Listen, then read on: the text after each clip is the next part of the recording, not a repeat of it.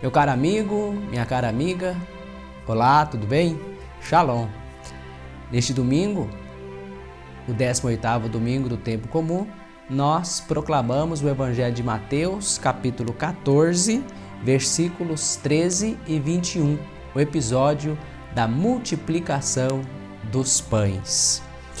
Mateus 14, 13 a 21. Convido você a me acompanhar, por favor, aí com a sua Bíblia em mãos, contemplando esse mistério, esse episódio. É um mistério, sim, da vida de Jesus, um mistério da vida pública de Jesus. Mateus narra esse episódio, fazendo uma moldura entre duas expressões de transição, nas quais diz que Jesus se retira à parte das multidões, dos discípulos e até da barca. Isso nós temos nos versículos 13 e 14 e depois nos versículos 22 e 23. Isto é, antes de 13 e 14, os versículos anteriores, nos é narrado a morte de João Batista. E depois, dos versículos 22 e 23 para frente, nós temos o episódio onde Jesus anda sobre as águas. Então, entre a narrativa da morte de João Batista e a narrativa de Jesus andando sobre as águas, nós temos o episódio da multiplicação dos pães. É emoldurado assim, portanto, por Mateus, esse episódio da multiplicação dos pães. Mas o versículo 13 não serve apenas de transição, mas oferece também a constituição do cenário onde Jesus vai realizar o milagre da multiplicação dos pães. Então esse versículo 13 serve também de ambientação do cenário. Veja, tendo ouvido isso, ou sabendo que João Batista havia morto, Jesus retirou-se dali e foi de barco a um lugar deserto, à parte. Quando ficaram sabendo, as multidões saíram das cidades e o seguiram a pé. Aí nós vamos para o versículo 14. Ao desembarcar, Jesus viu uma grande multidão, encheu-se de compaixão por eles, ou pela multidão, e curou os que estavam enfermos. Quando Jesus quis retirar-se, quis fazer uma espécie de retiro espiritual, e isso é muito próprio do Evangelho de São Mateus, vez ou outra Jesus retira-se a um lugar à parte, mas quando Jesus chega naquele lugar, as multidões já estavam ali presentes. E Jesus, nos é dito que Jesus encheu-se de compaixão. Jesus encheu de compaixão. Ao ver aquela multidão, Jesus se comove e cura os que estavam enfermos. É uma multidão, diz o evangelista, é uma multidão cansada e abatida como ovelhas sem pastor. Essa mesma expressão, sentir compaixão, Mateus nos lembra que Jesus sentiu compaixão lá no versículo 36 do capítulo 9, dizendo a mesma expressão, que as multidões estavam cansadas e abatidas como ovelhas sem pastor, ou seja, como gente, como povo sem governo, como povo sem liderança. E depois no capítulo 20, versículo 34, no episódio da cura daquele cego, onde Jesus também sente compaixão. E o verbo que expressa a compaixão de Jesus é muito expressivo. Aqui está um aspecto cristológico bastante profundo nesse episódio da multiplicação dos pães. É uma multidão cansada e abatida, Jesus se comove interiormente. O texto diz que Jesus se compadeceu. E o verbo o verbo usado por Mateus, o verbo grego usado por Mateus, corresponde a um verbo hebraico, ramal, que tem um significado de coração em pedaços, de comover-se interiormente até as vísceras, como o amor de mãe. Então Jesus ficou como que um coração espedaçado, sentir compaixão, se compadecer, comover-se interiormente. Não é apenas sofrer com, mas tem um significado também de sentir nas próprias entranhas a dor do outro. sentir como se fosse o outro, sentir a dor do outro, até as vísceras. Olha que profundo, que grandeza desse sentimento de Jesus pelo seu povo, pelas pessoas. Não é? Um povo abatido e cansado, que a sua liderança não se compadece, é um povo abandonado. Por isso Jesus cura os enfermos e a seguir nós temos a multiplicação dos pães. Além de se comover, Jesus também age, cura os enfermos e dá o dom do pão. Esse verbo compadecer-se, ele aparece no Novo Testamento apenas 12 vezes. Veja que o Novo Testamento tem cerca de 7.940 versículos. Em apenas 12 versículos ele aparece. Em Mateus, em Marcos e em Lucas. Vai aparecer aqui em algum lugar da tela essas ocorrências. Se em 7.940 versículos, esse verbo é usado apenas 12 vezes, é muito significativo. É sinal que quem escreve está dando muita importância. E de fato é um verbo muito importante nessa narrativa. Compadeceu-se interiormente, doeu nele mesmo, vendo a dor do povo, vendo o abatimento e o cansaço daquele povo. É o mesmo sentimento que Jesus teve diante da tumba de Lázaro. A compaixão é um aspecto subjetivo da experiência de Jesus. É algo lá do subjetivo de Jesus que se faz efetivo quando Jesus oferece o pão, quando Jesus dá o pão, multiplica o pão. Uma experiência interior que se transforma num ato exterior da multiplicação do pão. O dom do pão. Este relato se abre com a expressão ao entardecer. Mas deixa eu fazer uma observação aqui antes. Quando eu disse que é o mesmo sentimento, o ter compaixão é o mesmo sentimento de Jesus diante da tumba de Lázaro, o verbo lá é outro com o mesmo significado, tá? O dom do pão. Este relato se abre com a expressão ao entardecer. Está aqui no versículo 15. Né? Ao entardecer, os discípulos, agora aparece a figura dos discípulos, os discípulos se aproximam, dizendo a Jesus que o lugar é deserto, a hora é adiantada, para que Jesus dispensasse a multidão, despedisse a multidão. Mas acontece o contrário. Jesus não manda a multidão embora. Jesus ordena-lhes: dai vós mesmos de comer. Então, ao entardecer, né, lembra também o relato da última ceia, que foi ao entardecer que Jesus reuniu com seus apóstolos, com seus discípulos para a celebração da ceia pascal. E lembra também o momento da sepultura de Jesus, quando Jesus foi sepultado ao entardecer, Mateus 27, 57. E o relato da última ceia, Mateus 26, 20. Pela tarde, então, pois, Jesus convida os discípulos a dar de comer à multidão. No meio daquele deserto, num lugar distante, Jesus e seus discípulos se encontram diante de um problema e de um grande problema humano. Dar de comer àquele grande número de pessoas. Como fazer? Temos só 5 pães e 2 peixes. Como vamos alimentar esse pessoal todo, essa gente toda aqui nesse lugar deserto? A solução humana é dispensar, despedir, manda embora, mande que vá às aldeias e adquiram alimento. Porém, Jesus faz o contrário, né? Os discípulos não podem aliviar a necessidade material da multidão sem a força, sem o poder, sem a graça de Jesus. A resposta imediata dos discípulos é despedi-la. Diante do limite humano, Jesus intervém. Diante do limite humano, Jesus intervém e multiplica o pão. Dar de comer é a resposta de Jesus. De seu coração que se despedaça, que se comove diante da necessidade humana, de uma necessidade muito concreta. O dom do pão não é somente suficiente, né, para saciar as pessoas, mas é tão abundante que é necessário recolher até as sobras. Não é só suficiente, é mais do que suficiente a ponto até de sobrar. No versículo 19, aí já estamos caminhando para o final, né? No versículo 19, Mateus dá o significado eucarístico ao episódio da multiplicação dos pães. Tomou os pães e os peixes, ergueu os olhos ao céu e pronunciou a bênção.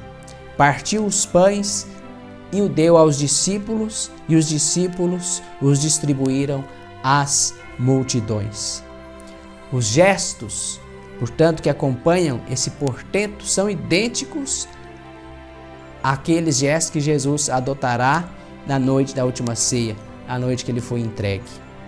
Levanta os olhos, abençoa o pão e parte, e dá aos discípulos. Daqui se deduz, então, o corte simbólico do relato. Pode ser considerado, ou pode ser não, é de fato considerado uma antecipação da ceia eucarística, uma antecipação da Eucaristia. Ademais, dar de comer à multidão é um sinal de que Jesus é Messias, de que Jesus é o Messias e de que prepara também um banquete para toda a humanidade no céu, como está no livro do Apocalipse, capítulo 2, versículo 17. Ao vencedor darei o maná, o banquete messiânico no céu. Aqui nesse relato nós temos então um aspecto também eclesiológico muito interessante. O papel dos discípulos, que é evidente, né? Tem a função de mediação entre Jesus e a multidão. Na igreja discipular tem essa tarefa de mediação da multidão com Jesus. Os discípulos aprenderam de Jesus o valor da partilha. Ao invés de mandar embora, receberam o pão da mão de Jesus e distribuíram, partilharam o pão. É um gesto simbólico que contém um fato real que vai além do episódio, mesmo que se projete para o futuro. E se projeta para o futuro.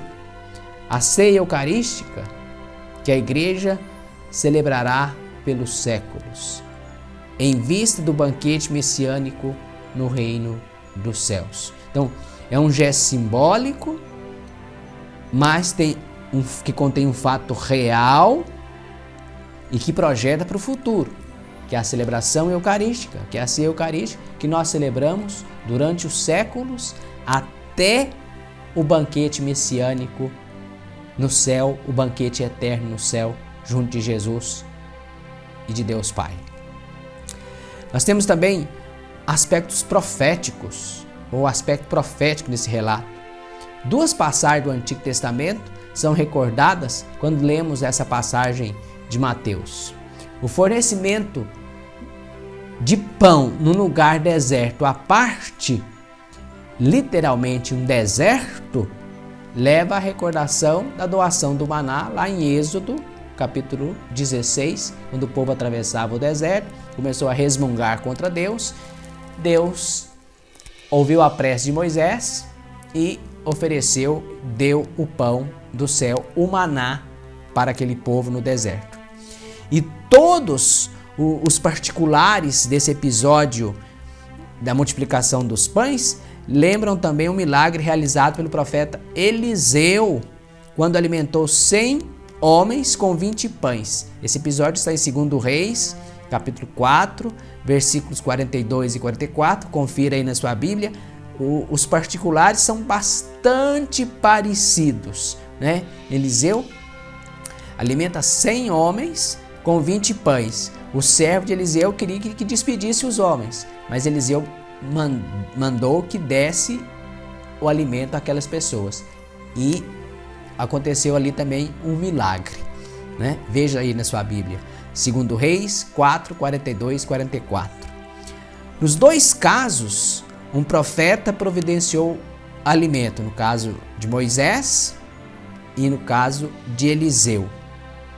E Jesus, aqui na multiplicação dos pães, Jesus, que é o profeta por excelência, fez a mesma coisa.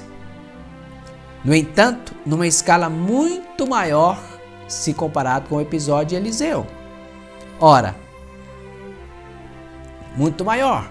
Se Eliseu alimentou 100 pessoas com 20 pães. Jesus alimentou 5.000 homens, sem contar mulheres e crianças, com 5 peixes. Um aspecto profético, né? Mas até agora, nesse momento, nós estamos aqui no capítulo 14 do Evangelho de Mateus, versículos 13 a 21, até esse momento, o que Jesus fez? Até esse momento, até a morte aqui, até a narrativa da morte de João Batista, o que Jesus já tinha feito no Evangelho de Mateus?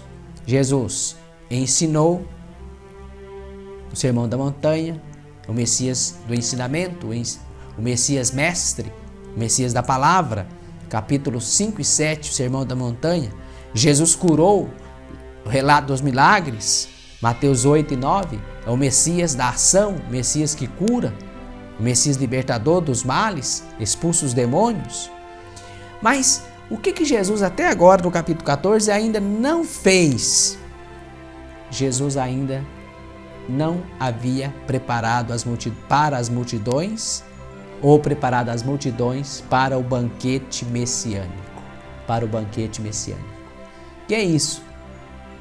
Assim, a narrativa da multiplicação dos pães pode ser lido como um sinal profético aos modos de Moisés e Eliseu, e como uma prefiguração da ceia eucarística eclesial que nós celebramos, e também como uma prefiguração ou um sinal do banquete messiânico escatológico. Além desses significados, então, profético ou da ceia eucarística eclesial, sem excluí-los, a narrativa é uma profecia do banquete messiânico. A figura de Davi, que não é citada aqui nesse trecho de Mateus, apesar de não ser mencionada aqui nesse trecho, aparece em primeiro lugar, em primeiro plano. Davi, o rei Davi, que abençoou todo o povo no nome do Senhor e distribuiu o pão a toda a multidão de Israel. Veja, segundo o livro de Samuel, capítulo 6, versículo 19, ali diz que Davi, o rei é o ungido, o Messias, não é? A unção era dada à pessoa no dia da sua coroação, ele se tornava então um Messias, um rei, né? Segundo Samuel 16, 9, Davi abençoou o povo, o rei abençoou o povo e deu a cada pessoa um pedaço de pão. Então, a tarefa do rei, do Messias, do ungido de Deus, é assegurar ao povo o pão, que é a necessidade básica, assegurar ao povo a condição de ter alimento, de ter o pão. E é o que Jesus faz agora. O que o rei Jesus, o ungido Jesus, o Messias Jesus faz agora. Depois da morte de João Batista, demonstrando não com palavra, mas com gesto messiânico quem ele de fato é. A expectativa judaica de um retorno de um maná escondido, como nós lemos aqui no livro do Apocalipse. Se você pegar o livro do Apocalipse, capítulo 2, versículo 17, quando da carta a Pérgamo, quem tem ouvidos, ouça o que o Espírito diz às igrejas: ao vencedor darei o maná escondido. Ao vencedor darei o maná escondido. Então havia uma expectativa judaica, de acordo com a expectativa judaica, que quando o Messias aparecesse, ele traria um maná, e um novo maná, um maná que estaria escondido. Olha, aqui é evidente que Mateus quer dizer que Jesus dá o pão, dá o maná messiânico. Ele é o Messias, ele que traz esse maná escondido. Portanto, isso aqui faz pensar sim num ato messiânico. Jesus é o Messias. Assim, Jesus é o profeta, Jesus é mestre, né? Jesus ensina, Jesus age, Jesus cura as pessoas, mas não é um curandeiro qualquer. Portanto, Jesus é o Messias, que dá o pão ao seu povo, que dá o pão, garante o sustento, o alimento ao seu povo. É o Mestre Messias que ensina por palavras, Sermão da Montanha, que cura e expulsa o mal, a sessão dos milagres, multiplica os pães, prepara para o banquete messiânico que nós esperamos também participar dele um dia no céu. Jesus é o Messias, Jesus é o Cristo, Jesus é o Senhor, Jesus multiplica o pão. Aprendamos também de Jesus, a partilhar. Jesus dá a chance aos discípulos de aprenderem a partilhar. Que a nossa igreja que celebra a Eucaristia, que multiplica o pão eucarístico, quando nós todos, em volta da mesa eucarística, não há distinção, nós todos podemos alimentar, que nós todos aprendemos a grande lição de partilhar, de viver em fraternidade, nesse mundo tão desigual, nesse mundo cheio de injustiça, onde uns comem, outros não comem. E que as nossas lideranças, todas elas, vendo o sofrimento, o cansaço, o abatimento do nosso povo, se compadeça e trabalhe por um mundo mais justo, um mundo justo, fraterno e solidário, onde não haja famintos. É nossa obrigação de líderes religiosos, também os líderes civis, aqueles que governam as nações, garantir o direito ao pão, ao alimento para as pessoas. Minha gente, é tempo de a gente aprender essa lição de Jesus e viver a solidariedade, pôr em prática a solidariedade, o mandamento cristão para todos os discípulos de Jesus, a partilha e a solidariedade. Vou ficando por aqui, que Deus te abençoe, que Deus te guarde, não falte na sua mesa jamais o pão material e nem o pão espiritual, que é o pão da palavra, e que não falte na mesa de nenhum dos nossos irmãos o pão, nem o pão espiritual, nem o pão material. Que Deus abençoe cada um de nós e nos ajude a viver a fraternidade, aquilo que é próprio da fé cristã, é próprio do cristão, do discípulo de Jesus. E que a igreja seja sempre mais sinal de solidariedade, que a missão da igreja partilhar o pão da palavra, o pão eucarístico, e ensinar e trabalhar para que o mundo inteiro aprenda também a partilhar o pão material. Fique em paz, que o Senhor te abençoe e te faça muito feliz. Um abraço.